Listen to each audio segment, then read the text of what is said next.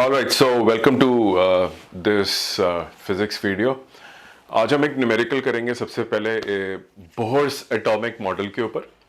वैसे Bohr's atomic model is very interesting and उसके अंदर जिस तरह के क्वेश्चंस आते हैं वो बड़े स्ट्रेट फॉरवर्ड नज़र आते हैं. तो अब मैं आपको एक आज थोड़ा एडवांस लेवल प्रॉब्लम करा के देता हूँ जो आपको एंट्रेंस लेवल में भी हेल्प करेगा और बोर्ड एग्जामिनेशन भी हेल्प करेगा. तो let's come to the problem. So the problem है कि एक इलेक्ट्रॉन जो है it is in nth orbit. तो ये बोहर का ऑर्बिट है और ये आपका nth ऑर्बिट हो गया ये, राइट. और अब बात करते हैं इसके नीचे जो अगला ऑर्बिट है that is n-1 orbit. Okay, straight forward है. बोर के एटॉमिक मॉडल में बीच में न्यूक्लियस होता है और उसके चारों तरफ ऑर्बिट्स बनाए जाते हैं n n. Now the question क्या है? क्वेश्चन ये है कि हमें ये प्रूव करना है कि अगर एक इलेक्ट्रॉन जो यहाँ पे इस ऑर्बिट के अंदर है, nth ऑर्बिट के अंदर इलेक्ट्रॉन है, ये जब इस n-1 ऑर्बिट के ऊपर आता है, इधर आता है जब वो इलेक्ट्रॉन, ओके, तो जो एमिशन होती है फोटोन की, राइट, उसकी फ्रीक्वेंसी जो एमिट होती है that is equal to the frequency of rotation of the electron in the nth orbit. I hope the question is clear. यहां पे आपका एक इलेक्ट्रॉन है, ये इलेक्ट्रॉन nth ऑर्बिट से n-1th ऑर्बिट पे आया, एनर्जी निकलेगी, फोटोन एमिट होगा. फोटोन जब एमिट होगा तो फोटोन के पास कोई फ्रीक्वेंसी होगी h न्यू से. फोटोन जब एमिट होगा उसके पास फ्रीक्वेंसी होगी और आपको वो फ्रीक्वेंसी को प्रूव करना है. That frequency is equal to, under special circumstances we will talk about them, it will be equal to the frequency of rotation of the electron in the nth orbit. तो ये electron इस orbit में घूम रहा है. इस electron की एक रोटेशनल फ्रीक्वेंसी है which I have written. So this is the rotational frequency. तो मैं इसको लिख देता हूं यहां पे. This is the rotational frequency. Right, ये आपकी रोटेशनल फ्रीक्वेंसी हो गई और इसमें कंडीशन ये दी गई है कि n इज वेरी लार्ज. मतलब कि जो आपका n है, जो ऑर्बिट है, it's a very very large number. Okay, is very very large, बहुत बड़ा एक्सटर्नल ऑर्बिट है, n की वैल्यू बहुत ज्यादा है. उस सर्कमस्टांसेस में जो रोटेशनल फ्रीक्वेंसी ऑफ इलेक्ट्रॉन है, prove that it is equal to the frequency of emission of the, यहां जो फोटोन निकला उसकी जो फ्रीक्वेंसी निकली, जो एमिशन बोलते हैं जिसको आप, राइट, जो एमिशन हुई फोटोन की, फोटोन उसकी जो फ्रीक्वेंसी है it is same as this frequency. तो हमें ये दो फ्रीक्वेंसीज देखनी है, एक रोटेशनल मोशन वाली फ्रीक्वेंसी, दूसरी एमिशन वाली फ्रीक्वेंसी. ये हमें प्रूव करना है मैथमेटिकली. और मैंने डायरेक्टली रोटेशन का जो फॉर्मूला है वो आपके सामने पहले लिख दिया, आप उसको देख सकते हैं कि ये रोटेशन की फ्रीक्वेंसी है. That should not be a problem. Now the problem is कि जो एमिशन वाली फ्रीक्वेंसी है इसके बराबर हम कैसे लाएं, right. So let's talk about कि एमिशन के टाइम पे होता क्या है और जब एमिशन होती है तो उसका फ्रीक्वेंसी को आप कैसे लिखते हैं. You write the frequency as, मैं आपको थोड़ा दूसरे कलर में लिख के दिखा देता हूं so that it's easy for you to understand. अब हम बात कर रहे हैं फोटोन एमिशन और फोटोन की फ्रीक्वेंसी. तो आपकी जो फोटोन की फ्रीक्वेंसी है that is given by, if the electron jumps from n to n-1, photon gets emitted, हम उसकी फ्रीक्वेंसी लिख रहे हैं. ये वाली जो एमिशन वाली फ्रीक्वेंसी है मैं वो लिख रहा हूं upon n-1 whole -1 upon n square, और ये आपका रेडबर्ग कांस्टेंट और वेलोसिटी ऑफ लाइट, ये हमने लिख दिया। ये फ्रीक्वेंसी को लाना है हमको इस फ्रीक्वेंसी के बराबर में। ये रोटेशन वाली फ्रीक्वेंसी है, इलेक्ट्रॉन के घूमने की फ्रीक्वेंसी है। और ये वाली क्या है, जो फोटोन एमिट हुआ इस जंपिंग से, ये उसकी फ्रीक्वेंसी है। अब हम इसकी मैथमेटिकल मॉडलिंग करके देख लेते हैं, how do we achieve that. So I can rewrite this whole equation in a different manner. इसको मैं अलग फॉर्म में लिखता हूं जिससे वो उसकी शक्ल कुछ इससे मिलती जुलती हो जाए। तो अगर मैं फ्रीक्वेंसी इसकी चेक करूं, ये जो मैंने लिखा है यहां पे वेलोसिटी, ये वेलोसिटी ऑफ इलेक्ट्रॉन है रोटेशन के टाइम पे, और ये उसका रेडियस है। So you can rewrite this whole thing in this part, right. So let me just write it down. और मैं बात कर रहा हूं अब इस पर्टिकुलर फ्रीक्वेंसी के बारे में।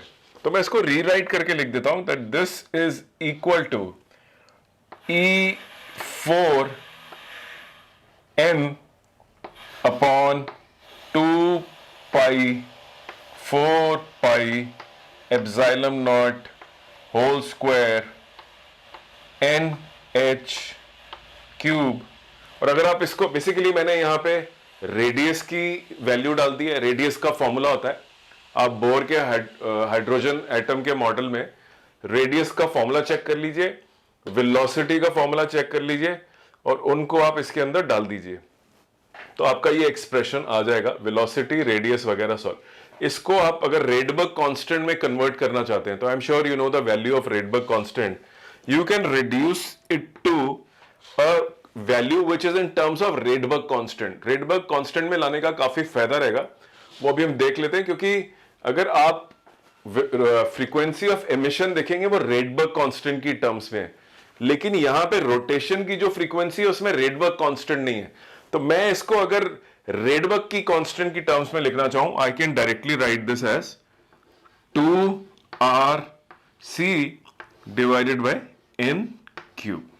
तो देखिए, frequency of rotation of electron जो यहां से शुरू हुई थी, रोटेशन की, जो इलेक्ट्रॉन ये nth ऑर्बिट में रोटेट कर रहा है, उसकी फ्रीक्वेंसी को रिड्यूस करके हमने ये कर दिया। ये हमारी फ्रीक्वेंसी ऑफ रोटेशन है। This is frequency of rotation, ठीक है। तो अब ध्यान से एक बार देख लीजिए, फ्रीक्वेंसी ऑफ रोटेशन को मैंने पहले कन्वर्ट करा, वेलोसिटी और रेडियस डाल दिया, और उसके बाद मैंने रेडबर्ग कांस्टेंट की मदद से उसको रेडबर्ग कांस्टेंट में डाल दिया। क्यों डाला? क्योंकि जो मेरा एमिशन वाला फोटोन है उसकी जो फ्रीक्वेंसी है वो रेडबर्ग कांस्टेंट के अंदर है, और मुझे यही प्रूव करनी है कि ये दोनों बराबर हैं। ये वाली फ्रीक्वेंसी रोटेशन की और ये एमिशन की, ये दोनों की दोनों सेम है। अब इस पे आते हैं, ये तो हमने इसको रिड्यूस करके कर दिया। कंडीशन क्या है? n is very large, n एक बहुत बड़ा नंबर है। ये मैथमेटिकल हो गया थोड़ा कि n बहुत बड़ा है, इसका कैसे यूज करेंगे, देखते हैं इसका कैसे यूज करते हैं। तो सॉल्व करते हैं एमिशन वाली फ्रीक्वेंसी को। तो देखिए, ये आपकी एमिशन वाली जो फ्रीक्वेंसी है, ये n² minus n-1 whole square upon n² n-1 whole square RC। Okay, ये आपकी वैल्यू आ गई, लेकिन अभी इसके बराबर अभी भी नहीं आई है। इसको फर्दर सॉल्व कर लेते हैं। So this becomes n² minus n² plus 2n and plus 1 divided by n² n-1 whole square into RC। ये हमारी, तो ये हमारा n² कट गया। मैंने ये स्क्वायर ब्रैकेट खोला, माइनस साइन अंदर डाल दिया, ये प्लस बन गया, और जो प्लस 1 था, सॉरी, उसको भी हम -1 ही लिख लेते हैं। इन दोनों को हम काट देते हैं। सो यू कैन कट दिस। आगे सॉल्व करते हैं। इसको हम लिख लेते हैं 2n-1 डिवाइडेड बाय, मैं इस ब्रैकेट को खोल देता हूं, तो मेरे पास एक आ जाएगा n4, और जो अंदर एक 2n होगा वो बन जाएगा 2n³, और जो एक +1 होगा वो इससे मल्टीप्लाई होने के बाद बन जाएगा +n² इंटू RC। राइट, यहां से हमने शुरू करा था।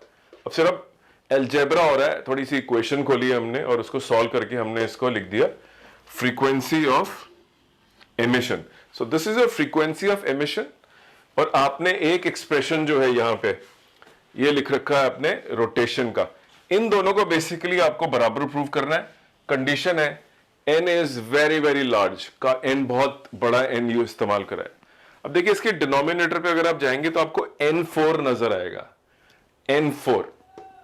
अगर मैं इसको आपको मैथमेटिकली बोलता हूं तो n, if n is very large, अगर n जो ऑर्बिट था बहुत बड़ा था, तो if n is very large, तो आप देखिए अगर ये एक्सप्रेशन लिख दूं, जो मैं ये ब्रैकेट मैंने जो नीचे लिखी हुई है इसको मैं दोबारा लिख रहा हूं, this is n4 minus 2n³ plus n square. If n is very large, अगर n बहुत बड़ा है, तो जो n³ और n स्क्वायर है they are very small, n square is very very small as compare to n4, and n³ is also very very small as compare to n4। तो देखिए ये दोनों बहुत छोटे हैं। जो डिनोमिनेटर में ये अपना 2n³, मैं इसको थोड़ा आपको हाईलाइट करके दिखा देता हूं, this quantity and this quantity, ये दोनों बहुत छोटी हैं एज कंपेयर टू n4। तो आप इनको इग्नोर कर सकते हैं। अगर आप इसको इग्नोर कर देंगे तो ये दोनों की दोनों क्वांटिटी को मैं हटा देता हूं यहां से, और मैं क्या करता हूं उसको मैं हटा देता हूं। अगर मैं इसको, इन दोनों क्वांटिटीज को हटा देता हूं, देखिए ये मैं इन दोनों को हटा रहा हूं, ये मैंने इन दोनों क्वांटिटीज को हटा दिया। मेरे पास नीचे सिर्फ क्या रह गया, n4। ये तो मैंने करा डिनोमिनेटर के ऊपर काम। अब देखिए we are coming close to this equation. Actually अगर आप ध्यान से देखेंगे, ऊपर मेरे पास लिखा हुआ है 2n-1 और नीचे है मेरे पास n4। 2n-1 में अगर n बहुत बड़ा नंबर है तो 1 उसके सामने कुछ भी नहीं है, तो 1 को भी हटा देते हैं हम, क्योंकि 2n-1 में से 1 हट भी गया तो कोई फर्क नहीं पड़ेगा। अगर आप 1 मतलब 1000 में से मान लीजिए 1 को हटाते हैं तो it doesn't make a difference. तो आपने ये 1 भी हटा दिया। जैसे आप ये 1 हटाएंगे, the moment you remove this, what you get finally is you and up with an expression. अगर मैं उसको दोबारा आपको लिख के बता दूं, so that expression which you are left with is 2n upon n raised to power 4 multiply by rc। ये आपका एक्सप्रेशन रह गया बेसिकली। आप इसमें से nn को काट दीजिए तो you are left with 2rc upon n³, right. तो क्वेश्चंस की आप नेचर देखिए, इस तरह के क्वेश्चन आपको जेई एडवांस में आ सकते हैं, जेई मेंस में भी आ सकते हैं, लेकिन क्योंकि लंबा बहुत है तो जेई एडवांस में ज्यादा चांस है। लेकिन इसके छोटे से जो हिस्से they can ask you as part of the NEET examination या जेई मेंस के अंदर आपको पूछ सकते हैं। तो I hope the concept is clear to you कि ये बहुत मैथमेटिकल था, लंबा था, और किसी तरह से हमें फ्रीक्वेंसी ऑफ रोटेशन को लाना था frequency of emission of photon के बराबर। और अगर आपको न्यूमेरिकल्स के अंदर वर्ड नजर आता है कि जिसके अंदर लिखा होता है अप्रोक्सीमेटली, या ये अप्रोक्सीमेशन हमने करी है क्योंकि इसमें n को हमने बड़ा मान लिया।